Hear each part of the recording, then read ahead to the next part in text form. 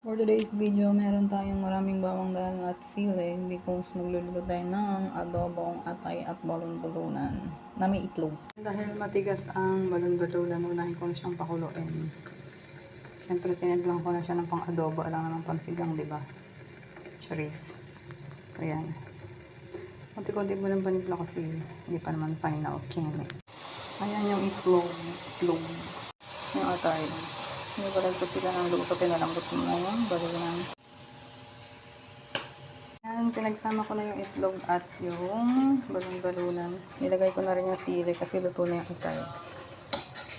Pinagkulay ko lang yung itlog, konti na lang. Tapos inayos ko na rin yung timpla.